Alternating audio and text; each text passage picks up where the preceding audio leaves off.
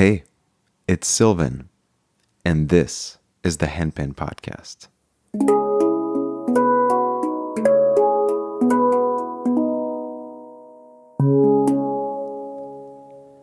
Do you remember the first time you heard a handpan? How did it feel? And do you know why? To help answer those questions, I asked my good friend Mark Garner of Syrah's Handpans to explore with me the enchanting science of handpans, the intersection where observation and experience meet. So here we go. Well, Mark, I always enjoy our conversations, and I've been especially looking forward to this one. So thank you for joining me on the podcast. Brother Sylvain, thank you so much for having me on the show. It's an absolute honor. Yeah, this was a long time coming. So, as with anything in life, in order to go long, in order to go the distance, we must often go deep. And one of the many reasons I wanted to chat with you is because you have gone deep, perhaps more than anyone else I know. You've actually gone back and read the scientific papers, done the research, cataloged and documented all the trial and error that you've experienced with the Syrahs, taking it from its inception to today. And so I wanted to have a conversation about the enchanting science of handpans. And I want to add this, which is we don't need to know necessarily the science behind handpans to enjoy them, but science is a way of accessing truth and beauty. And I thought that with your help, we could all benefit from the reintegration of science and art when it comes to handpans. Right on. That's quite the introduction. I must be humble and say I've only gone so deep, but it'll be interesting to see where our conversation takes us. Yeah, and I'll let you go with it with some of the questions that I have. Take it wherever you want to go with it. But maybe I'll start with this first question, which is, what are some of the hidden patterns that happen behind the scenes that can help explain the magical sound of handpans? Okay. Well, the first thing that comes to mind is the wave alignment of the notes. And you want to go deep, so we'll just go right off the right off the cliff here into science really quick. And of course, this is a podcast, so it'd be nice to have a PowerPoint presentation to provide with this. But maybe I can email you a picture or something for your posts. Most people know what a wavelength looks like. You know, a little squiggly S is a full wavelength, and so there's a really magical alignment in each handpan note. You know, most decent, mediocre to high quality handpans that have been well tuned with two harmonics and a fundamental. And it's what's I refer to as a basic 1, 2, 3 alignment. And so what that means is it's the ratios of each frequency to the next, the fraction of each frequency to the next. And so the fundamental, we'll call it the biggest wave, the biggest S if it was turned sideways. And then there's the octave harmonic on the long axis of each handpan note. And so the wavelength of the octave harmonic is exactly half the size of the wavelength of the fundamental. And this works for every octave going up, from C1 to whatever, C57, such a thing could exist. And so this is what would be called like a 1-2 ratio. And then the short axis is what we in the handpan world call a compound fifth. And that basically means it's an octave and a fifth above. So, if you have a C4, then fundamental, you're going to have a C5 on the long axis, and you're going to have a G5 on the short axis. And so that short axis harmonic is exactly 1/3 of the size. The wavelength of the compound fifth is exactly 1/3 the size of the fundamental. And this would be a 1-3 ratio. And so between these, you get this 1, 2, 3 ratio. And when we talk about harmony, we're talking about how do waveforms line up together. So, a perfect fifth, a perfect fourth, an octave. These are all really, really basic fractions, such as 1/2, 1/3, 1/4, 1/5, that create this beautiful harmonies. As the fundamental wave goes by our ear, 2 of the octave waves will go by our ear, or 3 of the compound fifth waves will go by our ear.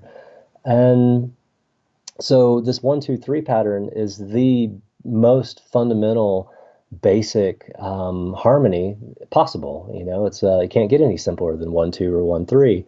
1, 4 and 1, 5 are going to be more complex. Mm-hmm. And so this is on every single note of the handpan, you're going to have this really primary, basic harmonic alignment of these 3 frequencies.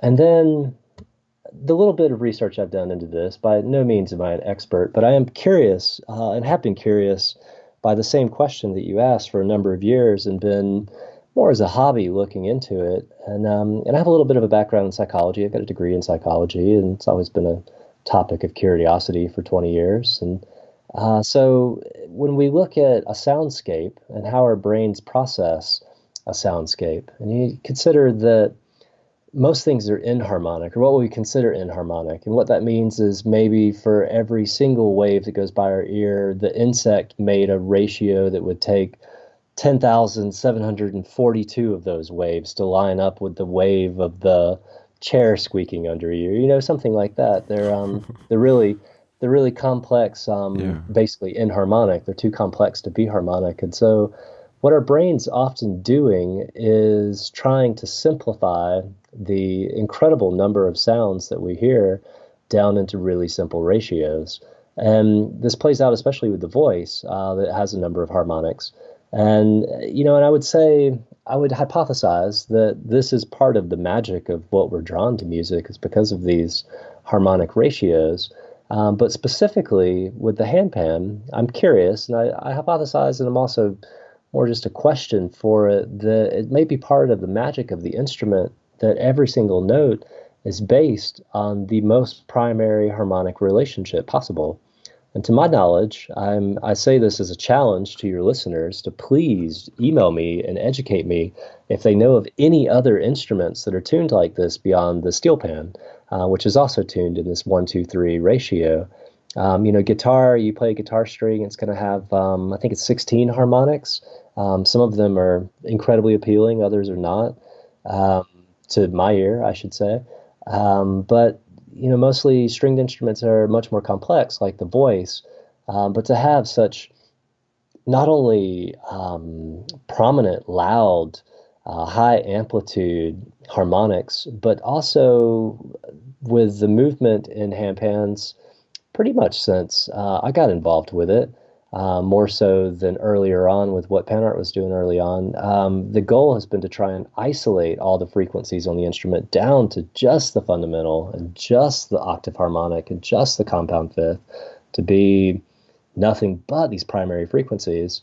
So, this in combination with the multi-directionality of how these frequencies come off the instrument. The fundamentals going in the instrument and off the instrument. The octave harmonic is quite actually shooting away from the note on the long axis, and the short axis harmonic is doing the same thing, shooting perpendicular to that. So, you play a jam on a handpan, and the frequencies are going all over the room, and so this multi-directionality of the instrument in combination with these harmonic alignments seems to be at least part of what grabs people. And all of us that have played handpans and played outdoors and played on busking or played in the park, and we've all had the experience where someone stops in their tracks Mm-hmm. and comes over and says, "What is that thing? What is that called? And is it made out of metal? Is it amplified? Like, how are you getting that sound out of it?" So, that experience is what's drawn me to ask these questions. What is it about this thing that grabs people in such a way? And I'm coming to believe that the harmonic ratio is part of it. Wow. that is mind blowing. I mean, there's so much you just touched on and so much to unpack. I love the multi-direction feature of the instrument that you referenced, the fact that these harmonics are loud and prominent, that really when you play a handpan note, you're activating a chord. I mean, no one really says that. Is there a basis for saying that when you play a handpan note, you're really playing a chord because you're playing three different frequencies? Or is it not a chord because it spans over several octaves? My profession of music theory is probably even more limited than yours, Sylvan. But in my definition, I consider it a chord as having three different notes, and I don't, at least in my own personal definition, which may be incorrect, I don't define a chord as just a 1-3-5, a ratio. I think about jazz chords and what it might be like an F sharp minor 7 flat 9 or something, right? So maybe we should look it up on Google. What is the Yeah. exact definition? But I've always thought exactly what you're suggesting, that each note is actually a chord. It's not a note. Yeah. So I did a little bit of preparation before our call because I don't know any of that stuff off the top of my head. But so I'm actually looking at one of my Syrah's handpans right now. The center note is a G3 note. So the fundamental, I looked it up, is 196 hertz. Okay. 196 times 2 is 392 hertz, which is the octave. It's actually perfectly the octave. And then 196 times 3 is 588 hertz, which is almost what would be a perfect D5 note, which would be our compound fifth, which is 587.33 hertz. Mm-hmm. So what we're superposing here is just basic math and music theory. And so it's interesting, and I don't want necessarily to open a whole new can of worms because we have so much already at hand, but it's not a perfect science, right? Because for the G3 note, which is at 196 hertz, that times 3 is not quite the mathematical value of the compound fifth. So are we cheating? Are we cutting a little bit at those intervals? That's a really good question. To take a half a step backwards, a hertz is it's one wave cycle per second, is what that actually means. And so, going back to our single wave distances, so you'd have 196 cycles in a given second, is what that means. You've already gone probably deeper into this than I think about on a regular basis, to be entirely honest. And I question whether it might partially be, equal temperament. And, that's a really good question. It's a really good question, Sylvan. I'm not 100% sure. And obviously there are so many variations to the sound of any given handpan. Mm-hmm. So really that G3 may not actually be tuned to 196 hertz. It could be 197 or 98 or 99. Mm-hmm. One other thing that came to mind was there's two variables that are really going to influence the math, the perfect math.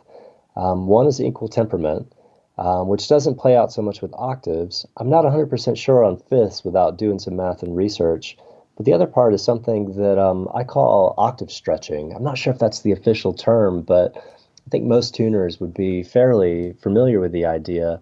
And it's so the perfect example, I guess, is probably tuning a piano.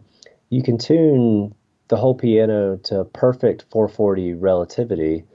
However, it ends up sounding stagnant or kind of thuddy and dead, or, it's hard to find the right English word for it, I suppose, but it doesn't have life in the same way. And the reason is because the waveforms don't quite perfectly line up. And the reason is because sound, when you go from a single point, such as G3, the further out you go, the sound waves get to meet perfect harmony, they stretch a little further. And so, let's see, try and explain this in the best way for a podcast. Let me put it in slightly different terms. So in handpan tuning, and most tuning, many people who use Linotune or other tuning software, we all talk in cents. And so there's 100 cents between two tones, between say a G3 and a G sharp 3. Hmm. If we're thinking about this on a piano, that's between a white key and a black key. There's 100 cents.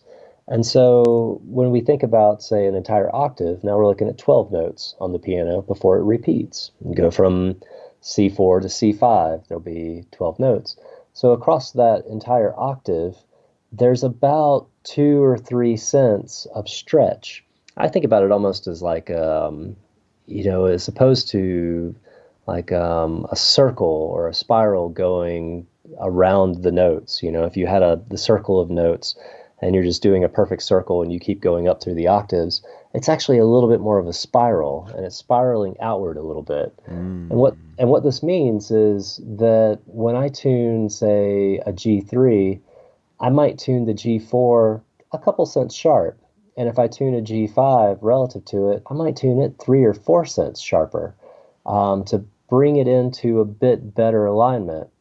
And we're really like splitting hairs at this point and getting down to what I jokingly call the personality of a note in these relativities. And so that might also be a variable in why the fifth isn't perfectly lining up. You got me curious now. As I'm probably going to get online and research this after we talk. I do like that phrase, the personality of a note. And handpan notes are so dynamic in that sense. They're not static at all. And also they kind of drift over time, and they might change according to the temperature or the air pressure. So it's quite fascinating, and there are so many variables. But I think what's wonderful about all of this, which again is way over my head, is that artistry and mathematics have a lot in common. Joy, the wonder, the surprise, the enchantment. The handpan is an experience of the mind as it is an experience of the heart.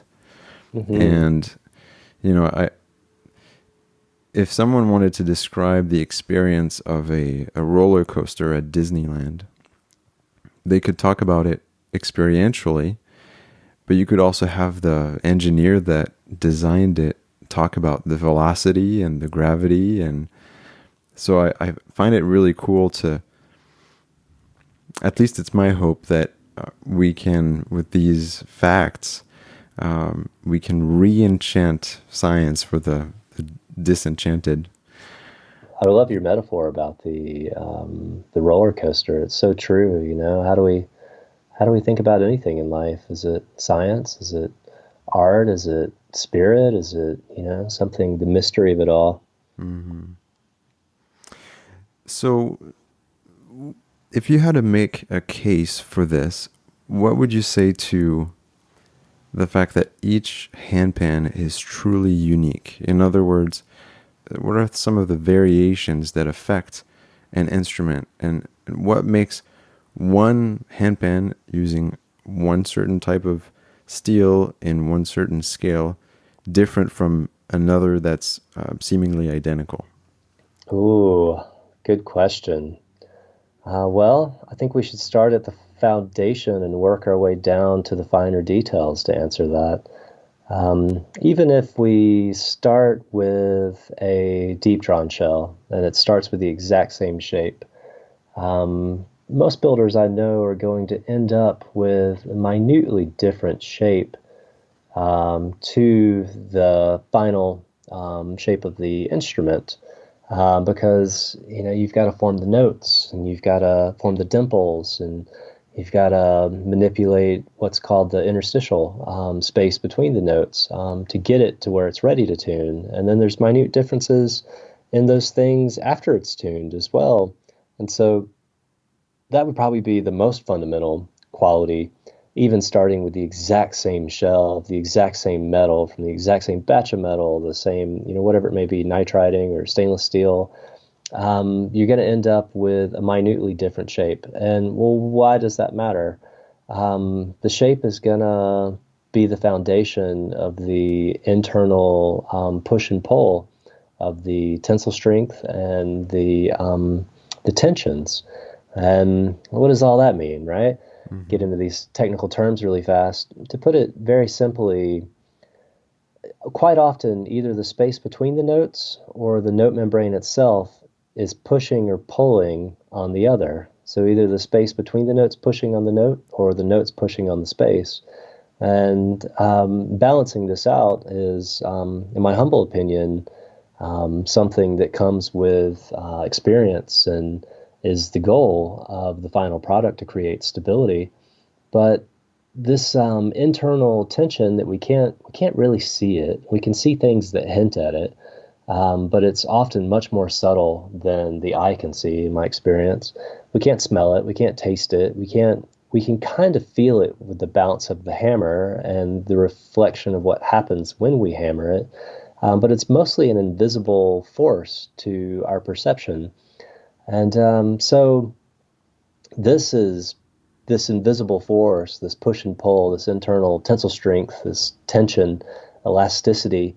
All these words are attempting to describe this force that's in the steel itself. This is what really makes each instrument unique. So then we look at, okay, well, how does it make it unique?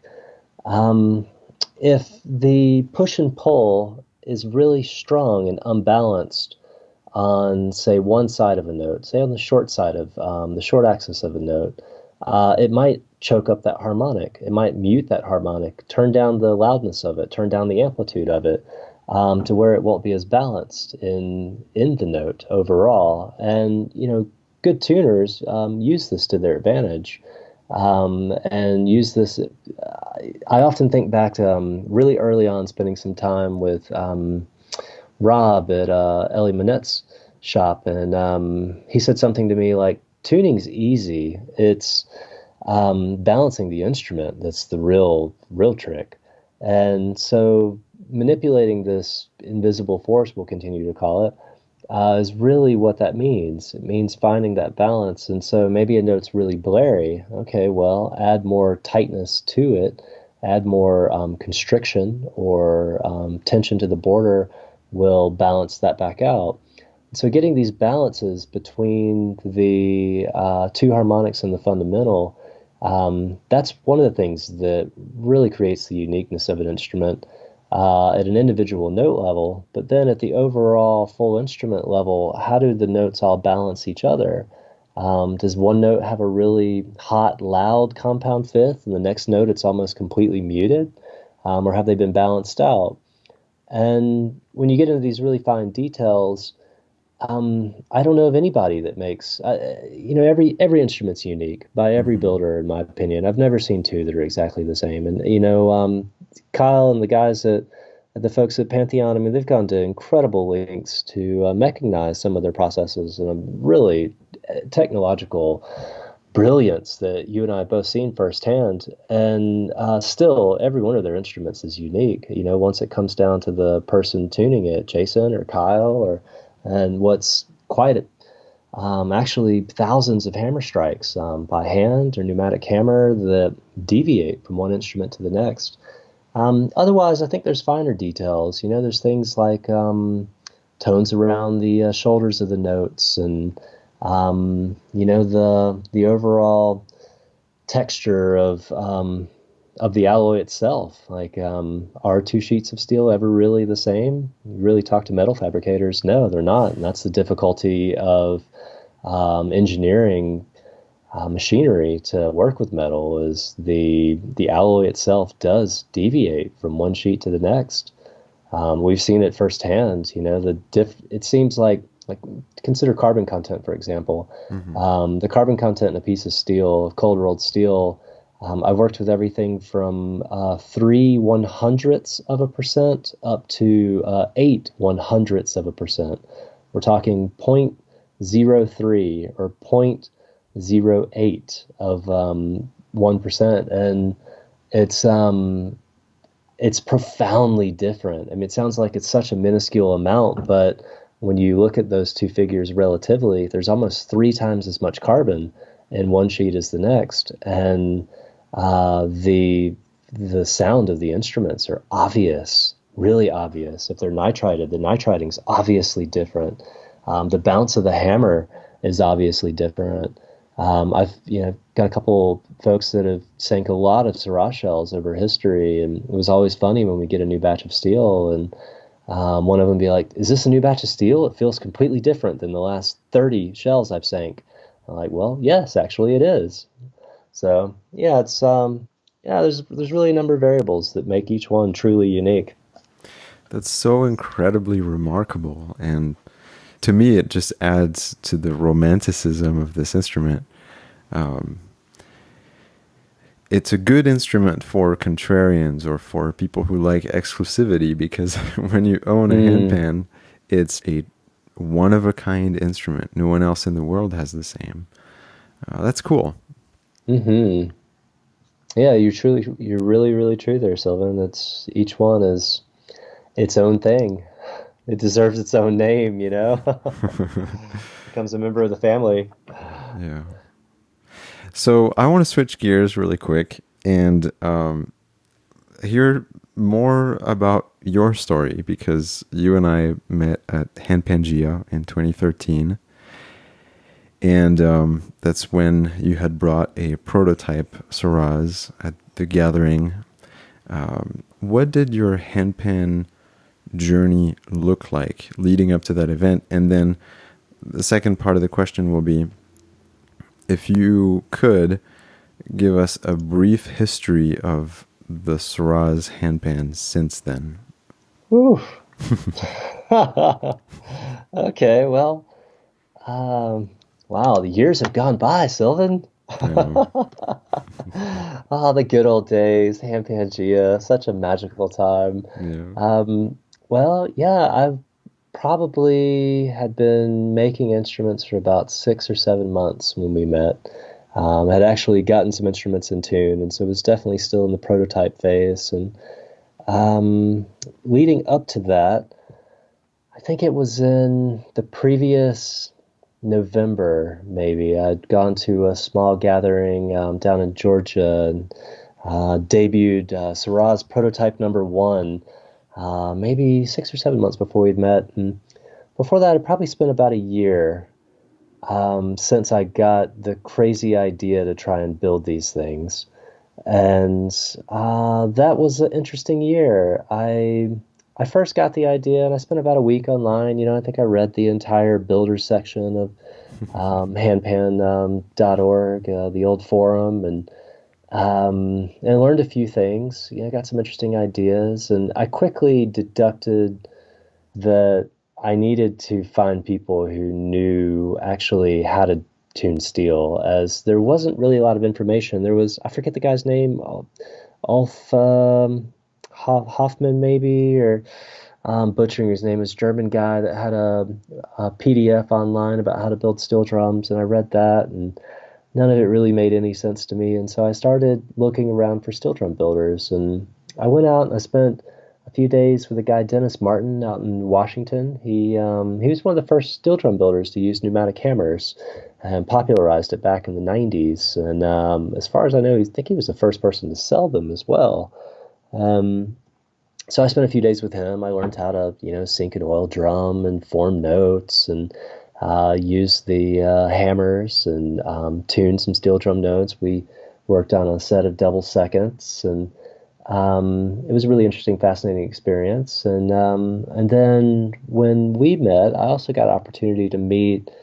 I guess it was actually the previous summer. I gotten a chance to meet Kyle Cox and Jim Dewson at Pantheon Steel, and at that time they were passing rumors around that they might make some tooling for people who wanted to get into it. And so bless their hearts, I became the most obnoxious, enthusiastic person about building that either of them one probably ever knew, and kind of just started pestering them, pestering Aaron, and hey, you guys really want to do this? I mean, I'll be your first customer. Like, come on, let's do it, let's do it. And Kyle had sold hammers to a few people in the steel drum days. With Pantheon Steel was his original company, and I think he sold some hammers to Isan at Echo Sound Sculpture ages before, and maybe also Mark Wilson in England steel drum days. Don't quote me on that, but anyways, so I got some hammers from him pretty quick, and then started really kind of pestering Jim a little bit, and he built a really nice sinking table for us that we still use. It's motorized and spins, and I think you and Jill saw it maybe during one of your Yeah. tours of our shop ages past, and Hmm. they designed a tuning stand as well that they sold for a while, and I guess it was 2 or 3 years they sold some different equipment to folks like myself that were getting into it, and it was also a really great opportunity to go and visit them and pick up this equipment. And Jonathan Heaven at the time, I think he was staying with me for a few days. He's of course gone on to make extraordinary instruments as well. And Hmm. him and I went and picked up Big Mo, is what Jim called it, and we brought it back and started hammering shells and exploring it. And then beyond that, I also went up and spent a few days at Ellie Manette's shop and looked over Rob and Ellie's shoulders a little bit, and forget the other gentleman was there, was doing some syncing, and got a couple insights into what they were doing. And then our mutual friend Rusty James was going to Russia to visit Victor Levinson, and so I piggybacked on his trip and spent a few days there as well, and looked over Victor's shoulders for a few days. And the one thing I learned from all of them is they all made it look a lot easier than it was for me when I got home. And nope, I remember Victor had a couple wise words of really trying to isolate different frequencies to control them, but most everybody said you can watch basically, and they weren't very. Other than Dennis, Dennis was very informative in his lessons, and so I saw them all do it, and I think I walked away with a bit more confidence that I could do it than was definitely warranted. As I got home, and it just didn't work the same. In retrospect, I can see a lot of reasons for that. That I didn't have any design I was going off of, so I was tuning, but I was still shaping at the same time to try and figure out what's the right shape. And so I spent a lot of time hammering, and I think I clocked it. I think it took 200 or 300 hours before I got to my first in tune note of hammering, and it was like ready to jump with joy. And then after a few months, I got to the first instrument that was fully tuned, and I think I'd spent, I don't know, 30 hours tuning the first instrument or something to get it there. Something ungodly enormous compared to what we do now. And so yeah, it was quite a journey leading up to the first instrument, and then you finish the first one, and it's like, okay, well, cool, I made one, and then I think it was my favorite one of the first 10. Yeah. It's, I mean, I really, looking back, I think I called the first 20 prototypes. At this point, I think I'd call the first 300 prototypes, to be honest. I mean, just what an incredible start. And I'm just trying to imagine what it must have been like to travel the world and to enter this global community of other builders and handpan enthusiasts. What was the fuel to keep going when it all seems like such a challenging, steep learning curve? Mm. It was a very different time to get started. I don't regret getting started at that point in any way, shape, or form, but it was much more difficult then because IASA wasn't making amazing shells, and there weren't people online selling note forms and hammers, and there was no discussion hardly at all about how to do it publicly. And so people, everyone who got started in that day and age really had to figure it out for themselves. and or people like, Sean Beaver over at Symphonic Steel, had really extensive steel drum background and at least had an idea of what they were getting into and just had to hone those skills down for the appropriate nature of the handpan. And so it was a difficult time to get into it. I think I was definitely really naive. I remember coming into it and thinking, all right, well, I mean, I can probably figure this out in a couple months, and maybe I'll spend 15 or $20,000 total before I get to the first one, and we'll be going strong. And I mean, I wasn't even like close, even slightly close to the investment that it was going to take, and I had some money in my pocket at the time. I had a decent savings account, and I burned through all of that, and then I maxed out 2 or 3 credit cards, and I kind of came to a point where it was like, okay, well, I've really got to succeed at this, or I'm basically going to lose everything that I've worked for in my life up to that point. Um, to be really honest with you, it was, I think, economic pressure that really got me out of bed to push hard for a number of months there. And with time, it's every little hurdle is like, well, there's an achievement and then there's a new hurdle. You get to the top of one hill and think, finally I got to the top of the mountain. And then you look around and see, oh, wow, there's way bigger mountains that I still need to climb. But nonetheless, there are moments of achievement along the way. And, I've always kind of been a person that easily gets bored and, do something, get pretty good at it and be like, all right, well, I've done that. Let's move on. And the one thing about building handpans is it took a number of years to even get close to that of like, oh yeah, I've done that.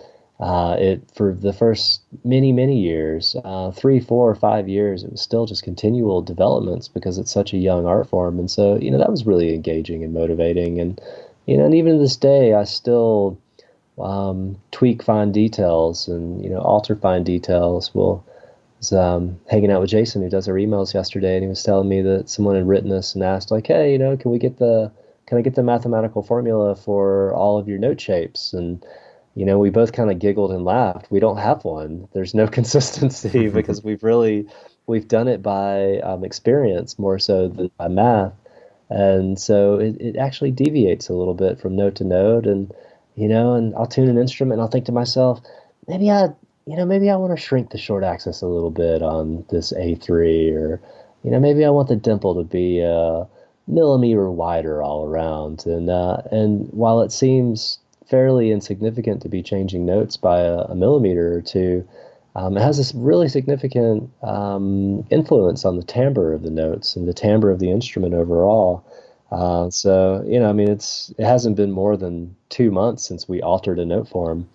So, these things continue to develop, and that's engaging, and that's, I think, what keeps me going. And, even at this point, getting close to 9 years now since I first got the crazy idea to do this, that's really what keeps me moving forward is something novel and new. Getting into making stainless instruments a couple years ago, it was like a whole new rabbit hole to explore. Otherwise, if I did nothing but make D minors all day, and I think I'd be bored out of my mind and really lose my passion for it. Yeah. I'm glad that there are aspects that are still, mentally, creatively stimulating to this day. And obviously it's an evolution and we're all on a journey. But I want to go back because I don't want to miss this.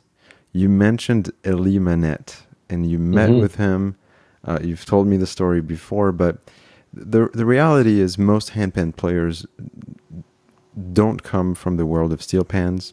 I didn't, and I didn't know who Elie Manette was. But the steel pan is a very new development in the world of musical instruments, and it dates back from a lifetime ago, barely. I mean, in the 50s or in the 60s, Elie Manette was pushing the advances of the steel drum, and he passed away a couple of years ago. But this is recent history, and so within a lifetime, he took steel-tuned instrument from Trinidad and Tobago, from something that wasn't necessarily self-contained or clearly defined, to a world-recognized musical instrument that the steel pan is.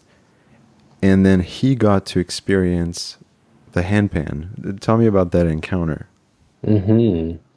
Well, I think it's really an important thing for handpan players and builders to recognize is while no doubt we all owe gratitude to Felix and Sabina in Switzerland for inventing the hung that we've all fallen in love with, and it's led to the handpan.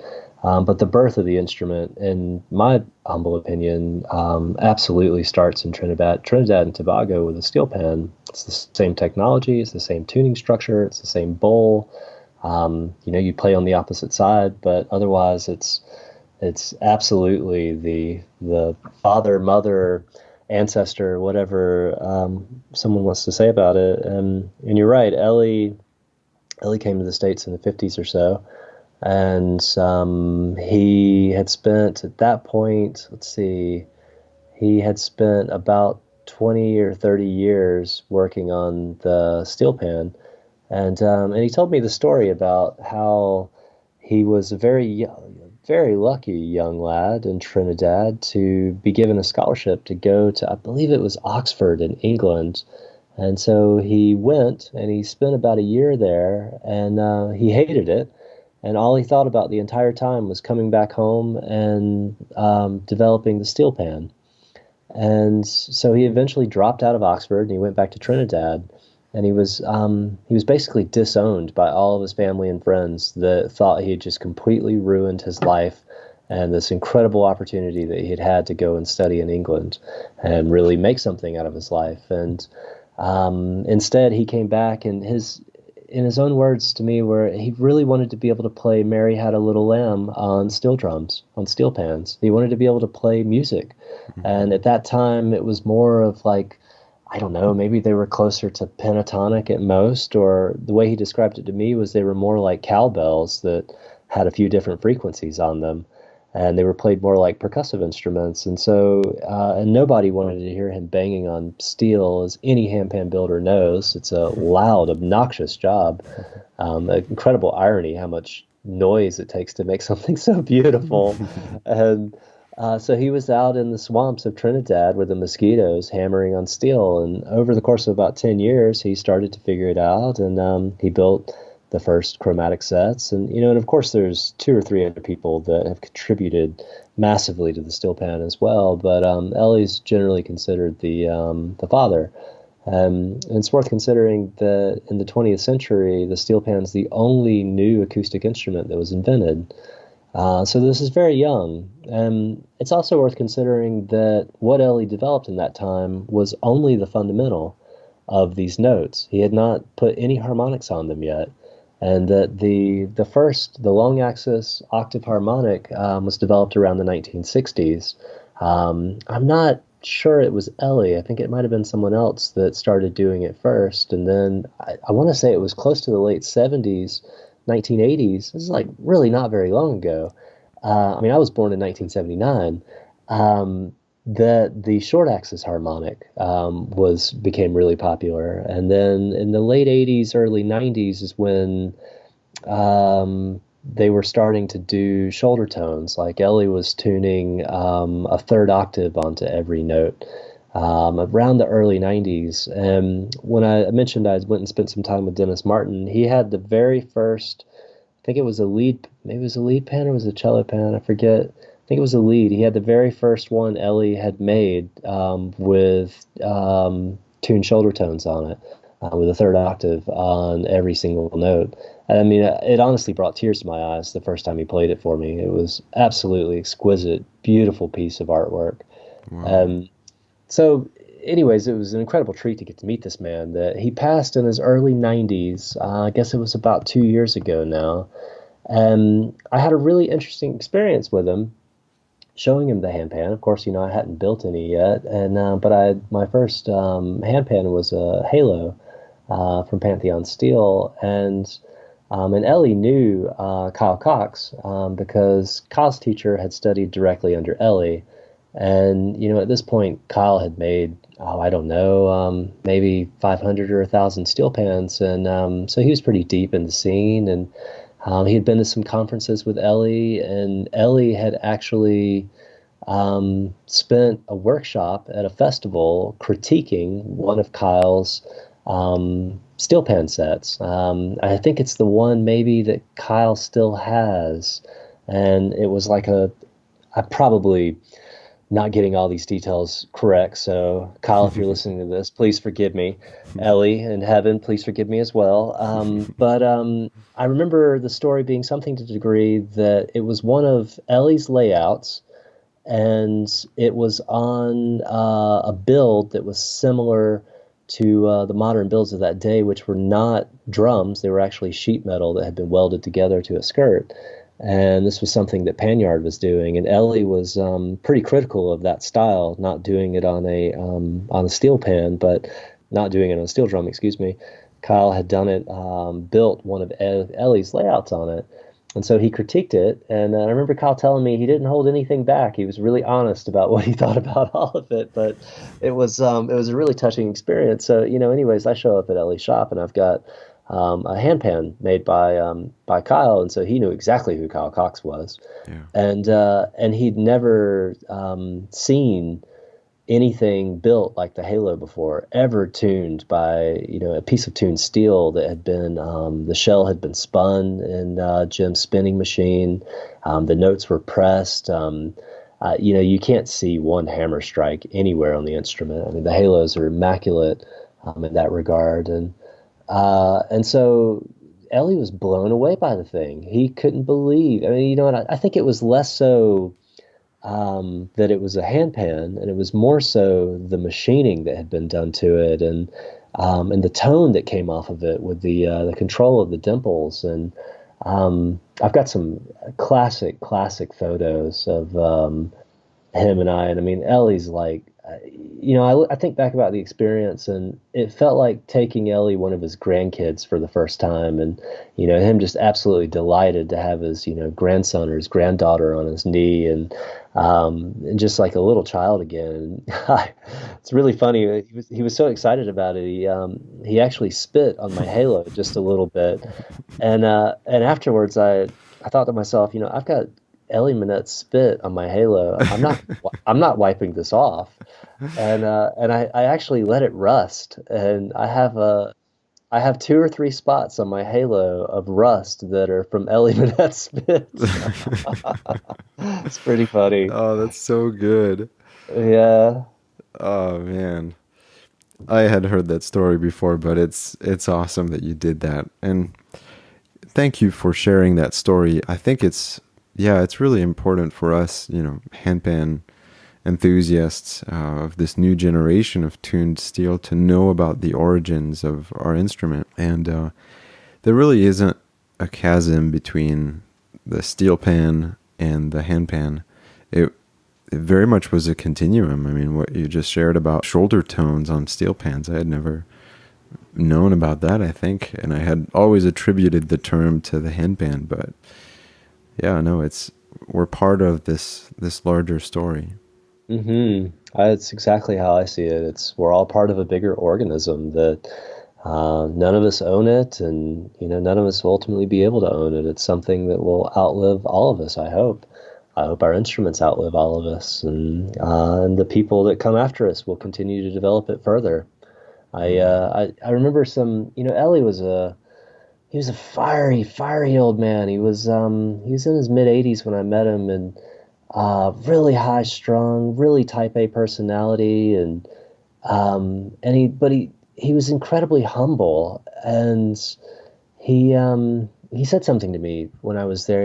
One day, it's like, you keep doing this, boy. He like call the youngins boys. Boy, you keep doing this, and one day you're going to be a better tuner than me.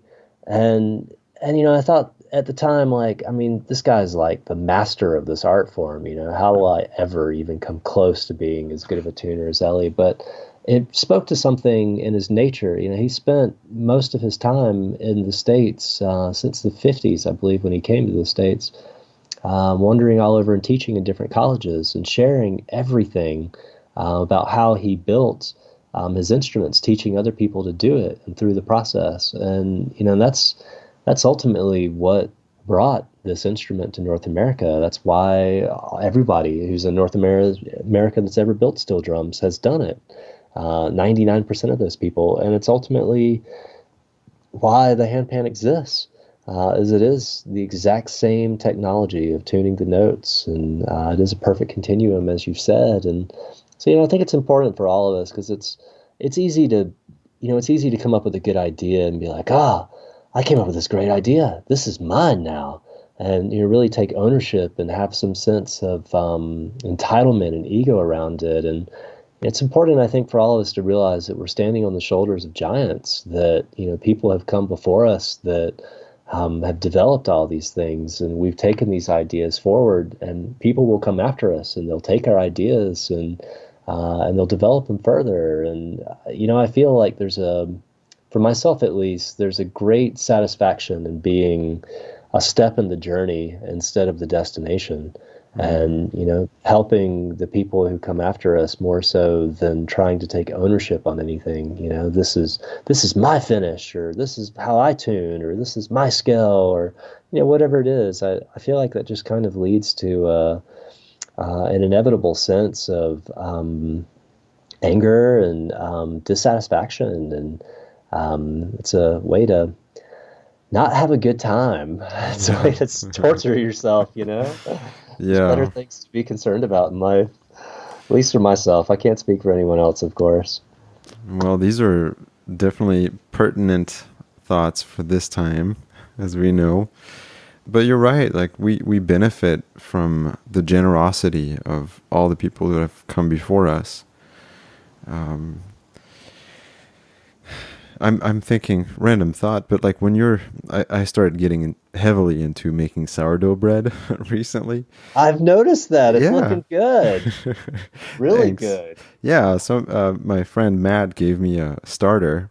So you need that culture to get started. Absolutely. And so I've gone deep into that. It's my new escape. But like even for making something as simple as bread, it is humbling because you need to rely on a system that has grown wheat and has milled the grains into flour, and that has brought it to your grocery store, and you need access to clean water and salt. I mean, where do you get salt? In Salt Lake City? So like it's just such an intricate system that we all benefit from, and yeah, trying to keep any part of that system isolated, and then it prevents us from making bread, delicious bread that we share with our neighbors and our friends, and the same with music. So it's it's very inspiring. Yeah, I agree with all of that. It's a very similar thing, bread and handpans. Every loaf is unique. And it's amazing what just the difference of humidity or temperature can do during the fermentation, or how it's cooked. It's almost like it's woven of the moment. And it seems like, there's a lot to be said for, I think, art in general. If there's something universal about any of it, it's woven from the art of the moments that we put into it and its creation. Wow. I like that. I like that a lot. So maybe to wrap us up, what do you do when you're not making handpans, and what inspires you outside of the world of steel? What's on your mind these days? Well, I took a really, really nice hike yesterday I with saw that. Jason that handles our emails for the last, I guess it's probably been 6 or 7 years now. And we are currently embarking on doing 100 miles of the Mountains to Sea Trail from Mount Mitchell past Shining Rock Wilderness on the other side of Asheville. And we're doing it in sections. We're doing about 5 to 10 miles a week. And we've done about, I think we've come up to about 25 miles now in the last few weeks. And we're continuing to do a weekly hike. So it's been so beautiful, Sylvan, to get outside once a week and stretch the legs and go up over some mountains and get a good workout and catch up with a good friend. And this last section was really beautiful, great overviews and gorgeous forest, and such a blessing to be surrounded by the hills of the Southern Appalachians around Asheville. And Beyond that, I've been doing a lot of cooking this year Mm. because, of course, it's one of the strangest years of our lives with COVID, of course, and so not going out to eat at all and hanging at home. I've been grilling a lot on a big green egg and learning to bake on it, which has been really interesting. Exploring pizza crust recipes and Mm. smoking things and long, 25, 30 hour smoking sessions and of,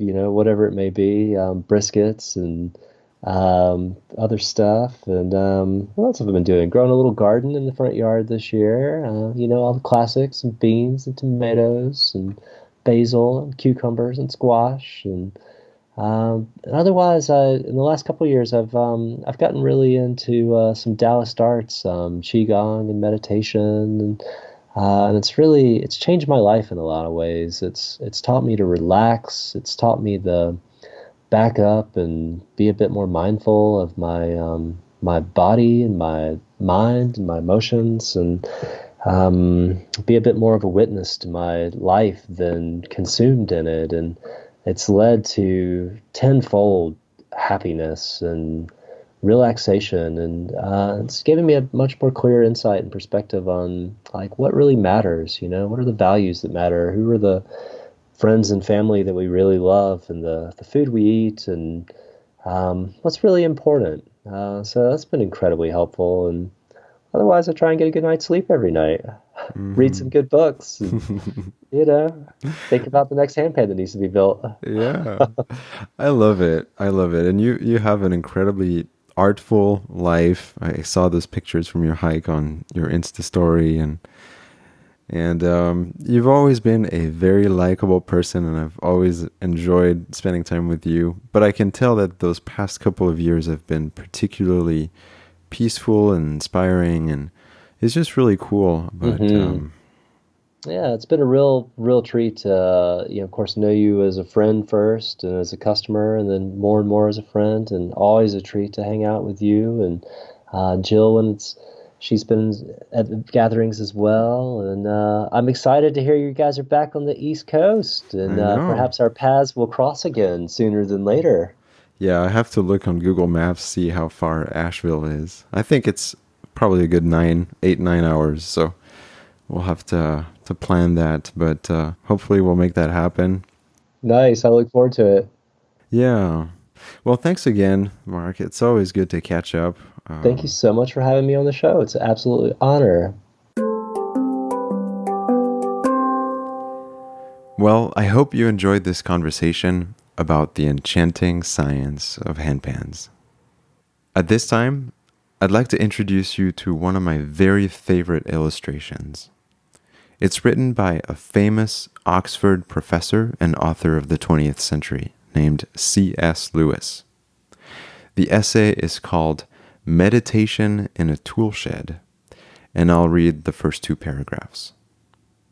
Quote, I was standing today in the dark toolshed. The sun was shining outside, and through the crack at the top of the door, there came a sunbeam. From where I stood, that beam of light, with the specks of dust floating in it, was the most striking thing in the place. Everything else was almost pitch black. I was seeing the beam, not seeing things by it.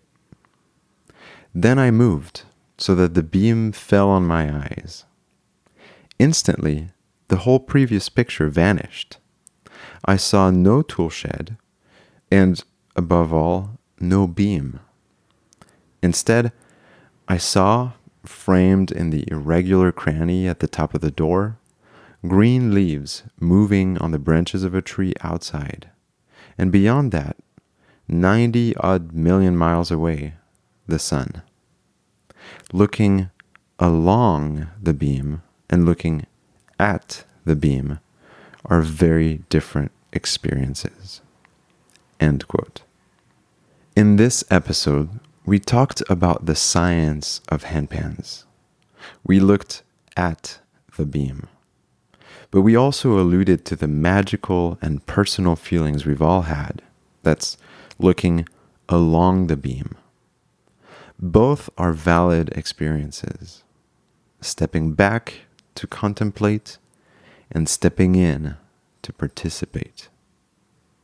I put a link of the whole essay by C.S. Lewis in the show notes of this episode at thehandpanpodcast.com, and I highly recommend it.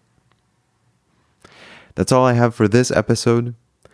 Thank you so much for listening to the Handpan Podcast, and I'll talk to you in the next one.